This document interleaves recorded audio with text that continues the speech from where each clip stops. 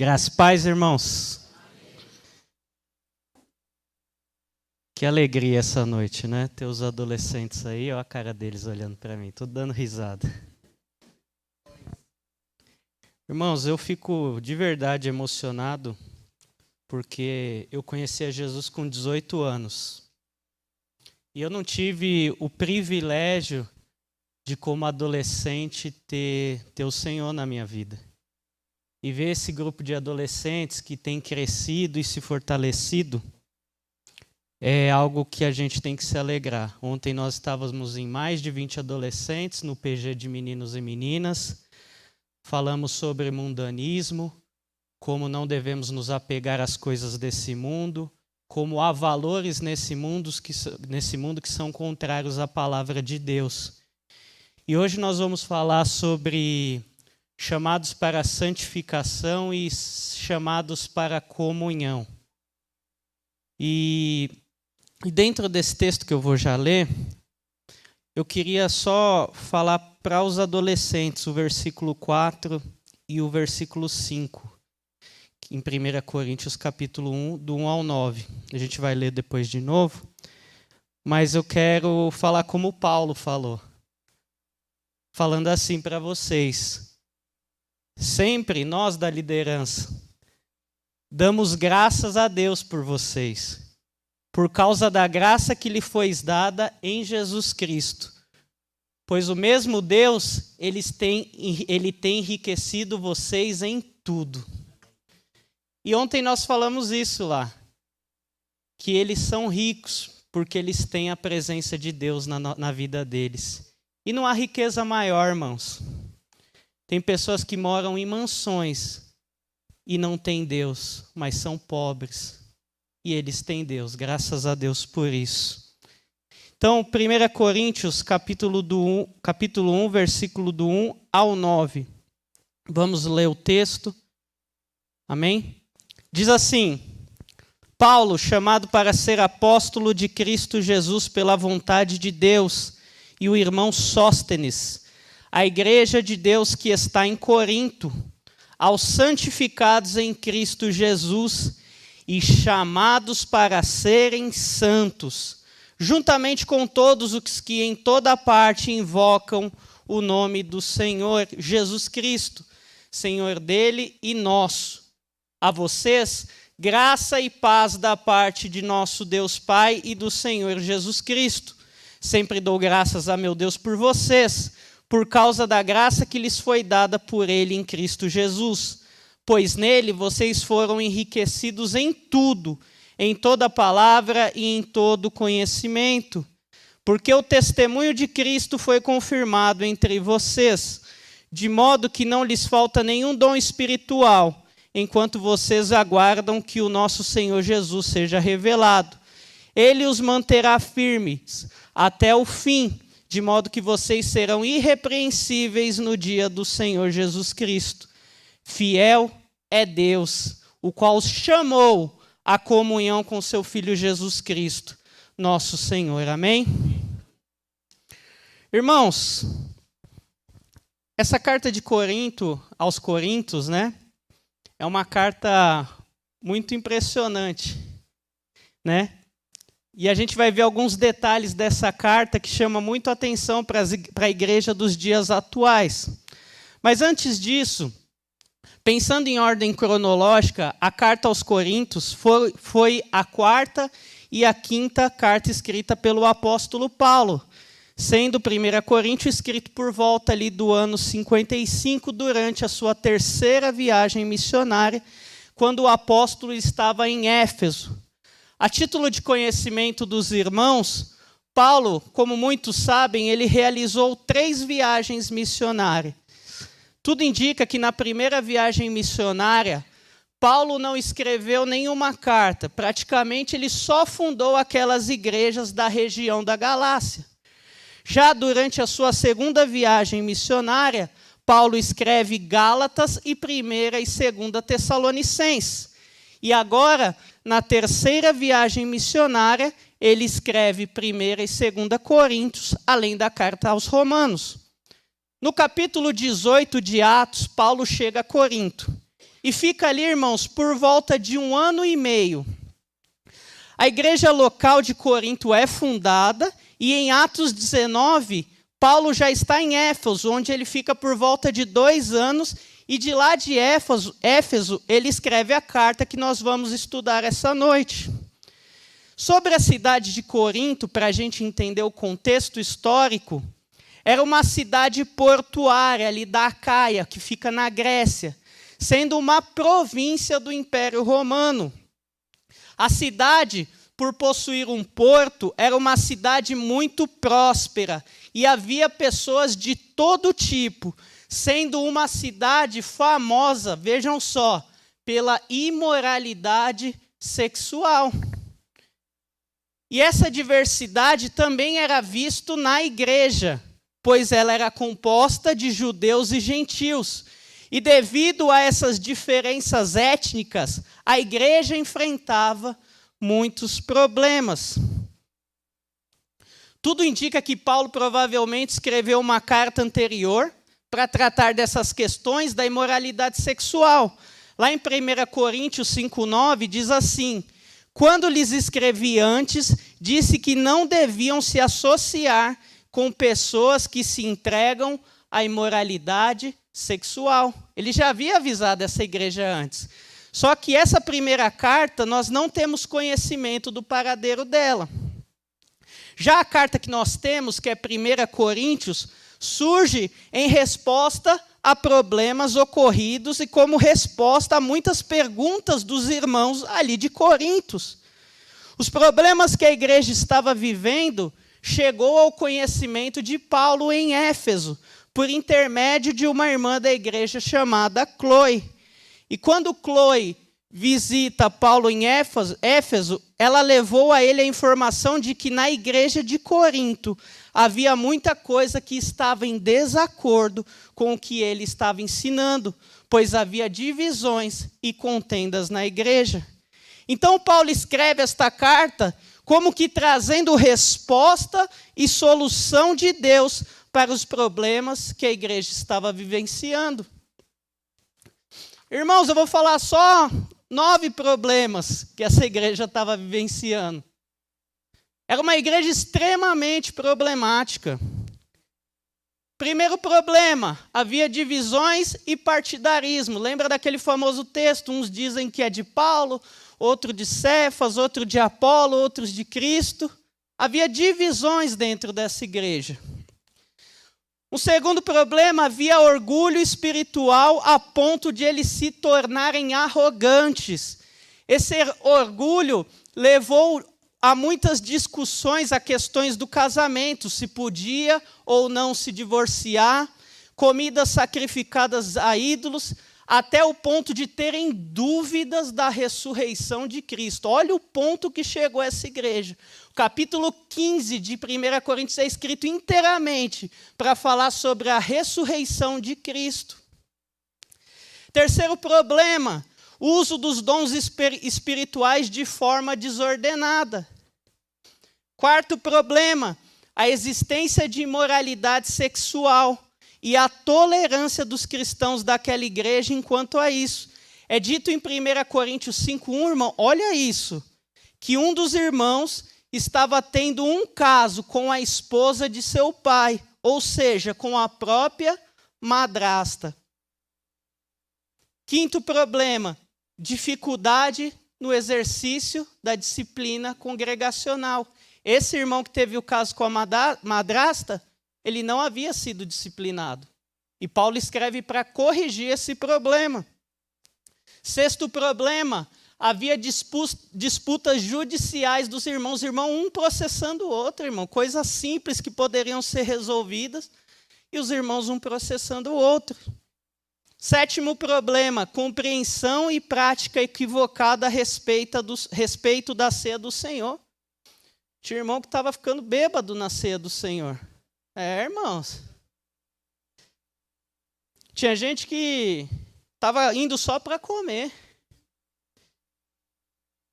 Oitavo problema, ensino de falsos profetas e rejeição ao apostolado de Paulo. Eles estavam rejeitando Paulo. Fazia 1 ano e meio que ele havia ido embora. e muitos falsos profetas se levantaram rejeitando todos os seus ensinos. Nono problema, questões referentes à contribuição e avareza. Havia crente avarento dentro daquela igreja. Esses, irmãos, são alguns dos muitos problemas que a igreja de Coríntia possuía. E Paulo escreve com o seguinte propósito, isso é muito importante, 1 Coríntios 4,14, ele diz assim: eu não vos escrevo estas coisas para envergonhá-los, mas para diverti-los como filhos amados. E esse é o papel da liderança. Quando o pastor Neto, o pastor Wagner, o pastor André, o Gregory, pregam aqui, advertem a igreja, não é para envergonhar. É para advertir como filhos amados. E esse foi o intuito de Paulo a escrever a essa igreja. Então o texto, ele começa dizendo assim, versículo 1. Eu, Paulo, chamado para ser apóstolo de Cristo Jesus pela vontade de Deus, escrevo esta carta com o nosso irmão Sóstenes. Paulo, ele se apresenta como autor e remetente e tem ali Sóstenes como seu cooperador. Provavelmente, esse Sóstenes, ele ajudou a Paulo escrever enquanto ele recitava. Tudo indica que Sóstenes era líder da sinagoga, conforme é dito em Atos 18, 17. É provável que se trate da mesma pessoa. Paulo começa o texto afirmando o seu apostolado, ao dizer que foi chamado para ser apóstolo de Cristo, Jesus pela vontade de Deus, coisa também que faria no capítulo 9 da mesma carta. Olha o que ele diz lá no versículo 2 e 3 do capítulo 9, afirmando o seu apostolado. Mesmo que outros pensem que não sou apóstolo, certamente o sou para vocês. Vocês mesmos são provas de que sou apóstolo do Senhor. Essa é a minha resposta aos que questionam a minha autoridade. Como eu já havia dito, depois que Paulo deixou a cidade de Corinto, muitos líderes se levantaram e começaram a questionar a sua autoridade. Por isso, o apóstolo enfatiza que o seu chamado se deu segundo a vontade de Deus. Paulo está salientando a origem divina do seu chamado, e isto é constatado na ordem que Deus deu a Paulo enquanto ele foi pela primeira vez em Corinto para levar o evangelho. Olha o que diz lá em Atos 18, 9 e 11, que confirma como esse chamado é divino. Atos 18, versículo 9 ao 11. Certa noite, o Senhor falou a Paulo numa visão. Não tenha medo, continue a falar e não se cale, pois eu estou com você e ninguém atacará nem lhe fará mal, porque muita gente nessa cidade me pertence. Então Paulo permaneceu ali 1 ano e meio ensinando a palavra de Deus. A liderança de uma igreja deve ter a convicção que o seu chamado vem de Deus. Não deve haver dúvidas disso. Além disso, essa liderança deve sempre lembrar que a autoridade que nós temos como líderes não provém do ofício, ou seja, do cargo que nós possuímos, mas sim da autoridade da palavra de Deus, uma vez que vivemos segundo a sua vontade. Então Paulo, ele podia sim escrever a essa igreja porque ele tinha as marcas do apostolado. E ele diz isso em 2 Coríntios 12, 12. Ele fala assim: quando eu estive com vocês, certamente eu dei provas de que sou apóstolo, pois com grande paciência realizei sinais, maravilhas e milagres entre vocês.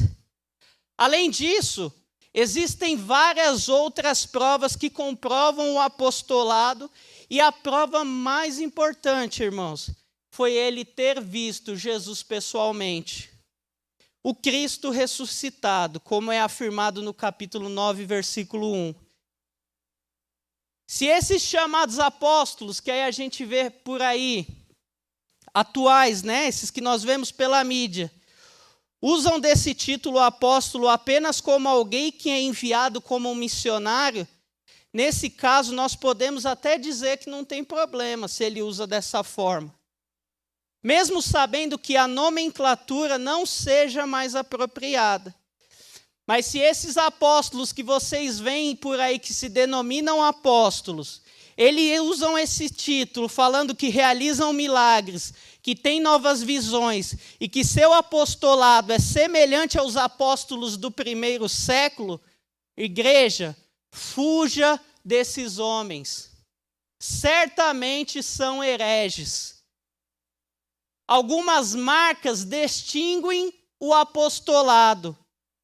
Uma marca que distingue o apostolado, o apóstolo teria de ser testemunha do Senhor ressurreto.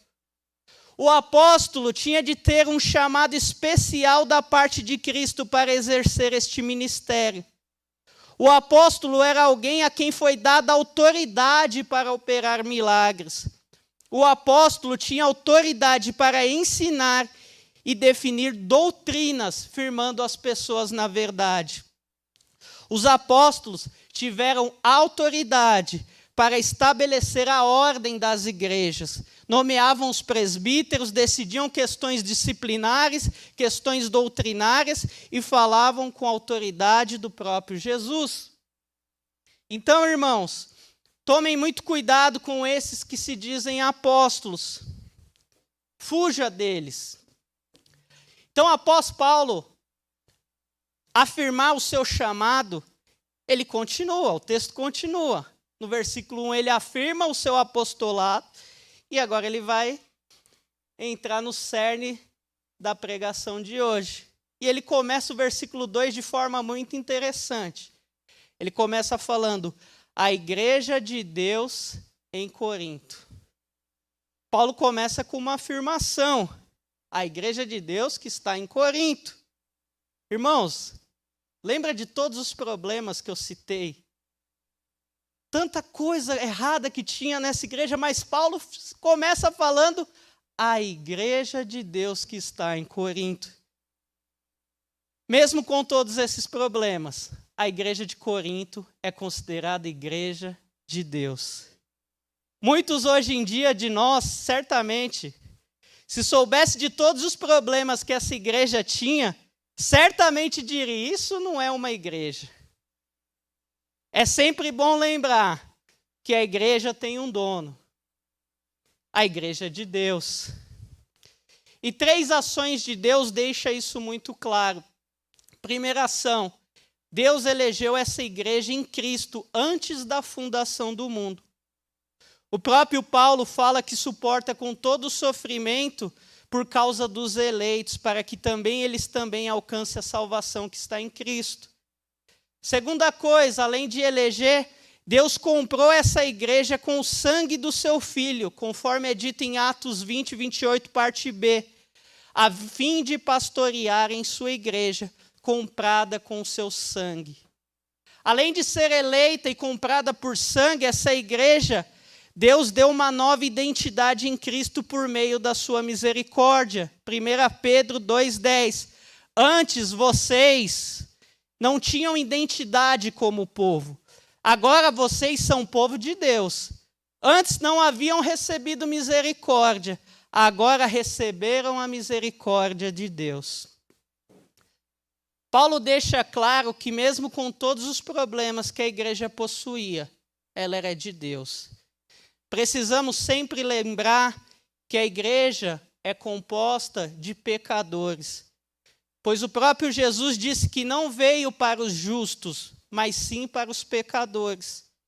Porém, uma vez que nós somos eleitos, uma vez que somos comprados por sangue, uma vez que nascemos de novo tendo uma nova identidade em Cristo, não podemos mais viver sobre o poder do pecado. E é isso que Paulo vai explicar nos versos seguintes. Quando ele continua o texto dizendo, aqueles que ele santificou por meio de Cristo Jesus, aqui é o que nós chamamos de santificação posicional. Santificação posicional. Veja que o termo ele santificou é uma ação completa que já ocorreu por meio de Jesus Cristo. O que isso significa, irmãos? Significa que por meio de Jesus Cristo, a sentença de culpa do pecado foi lançada sobre Cristo.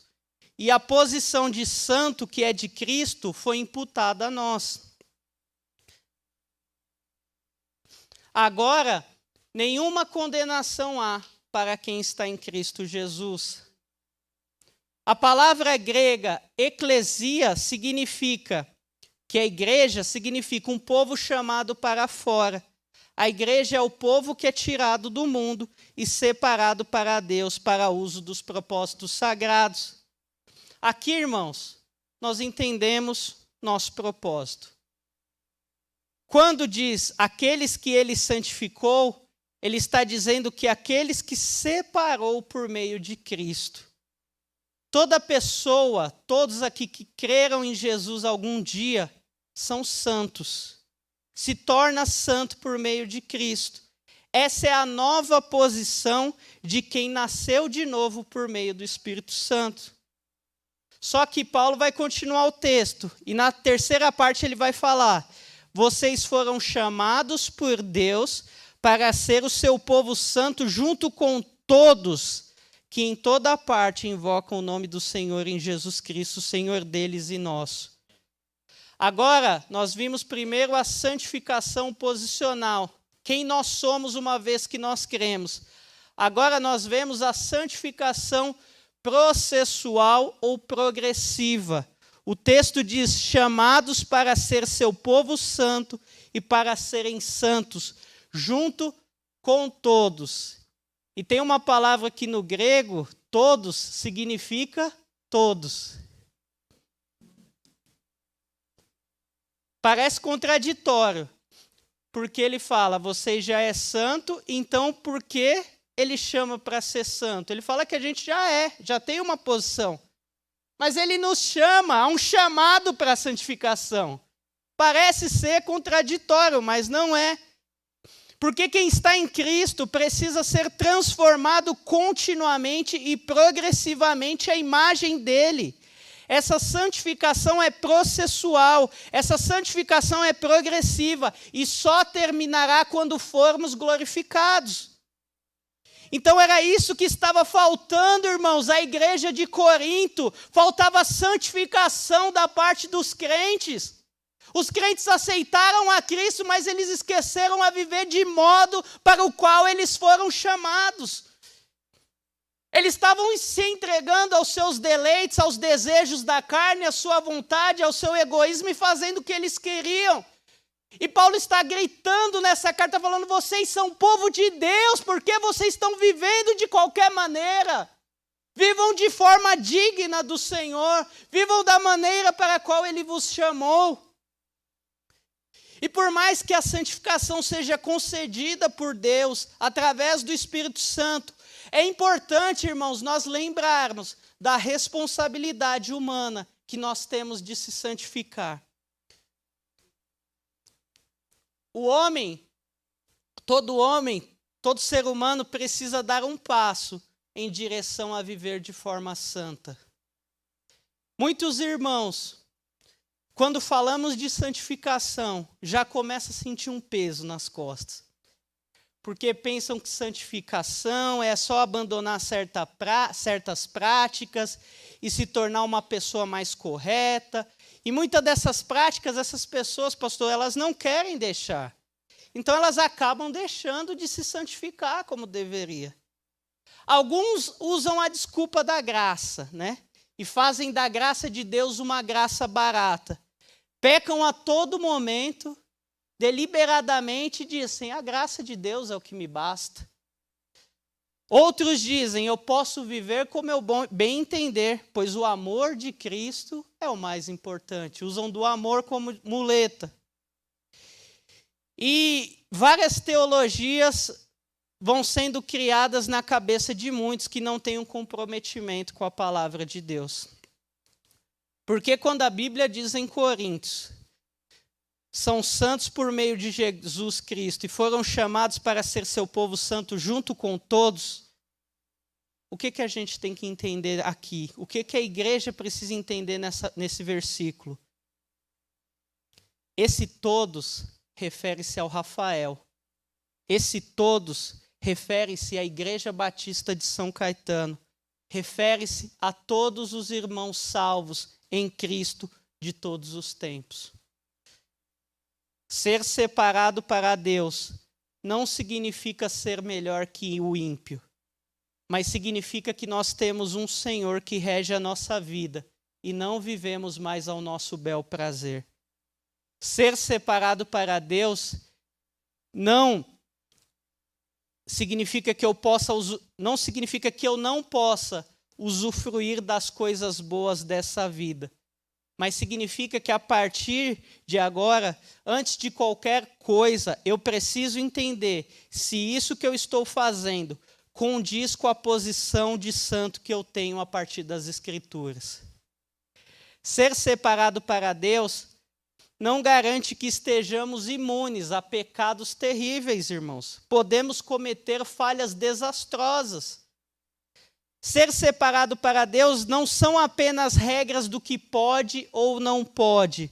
Por mais que tenha coisas que não convêm aos santos, ser separado para Deus significa uma busca diária para andarmos em conformidade com Cristo. Ou seja, cada dia mais nos parecermos com Ele, sendo de fato cristãos, que significa pequenos cristos. E o que acontece? Uma vez que nós vivemos dessa forma, diferente do que muitos pensam, não nos tornamos supercrentes ou imunes a qualquer pecado.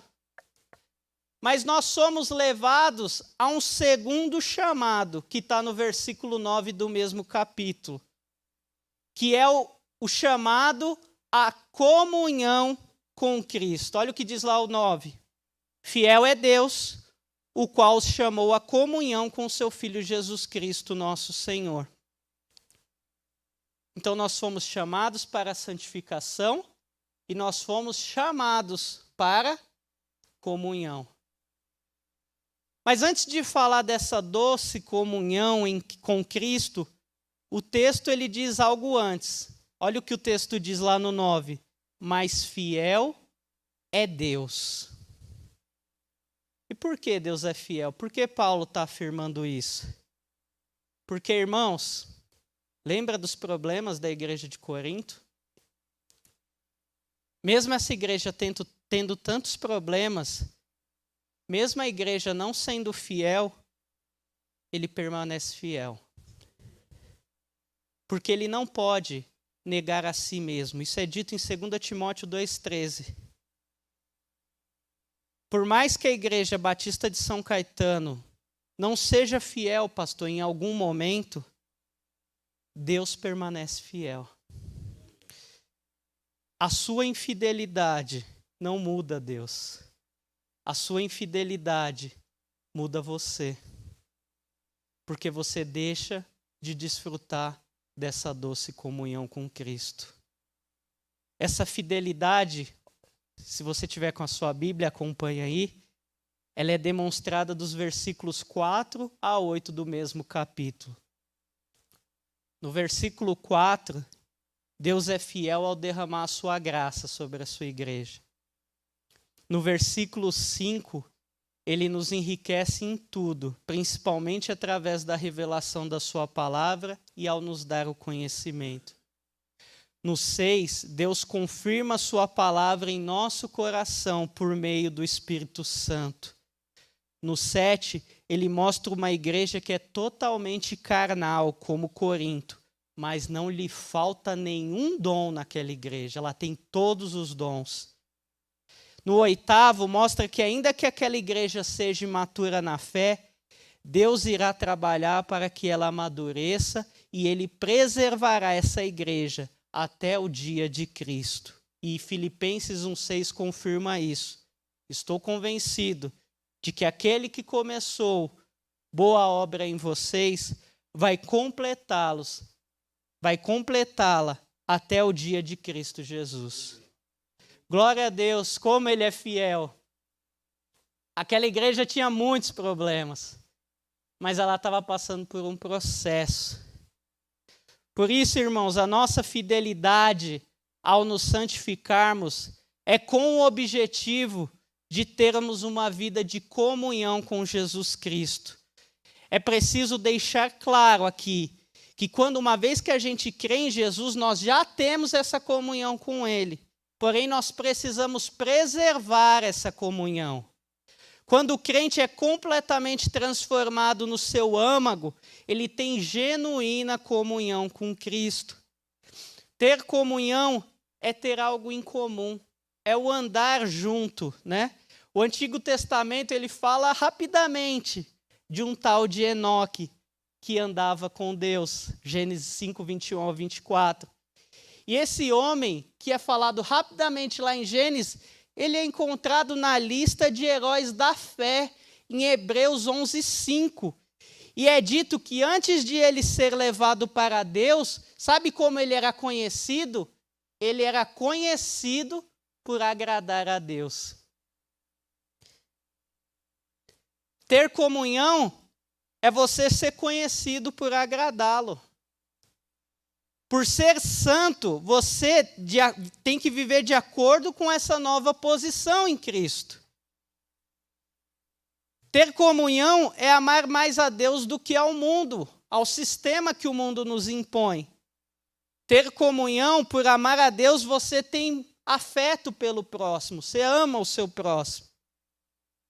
Quando você tem comunhão, você entende que o seu próximo é superior a você, de modo que servir é melhor do que ser servido.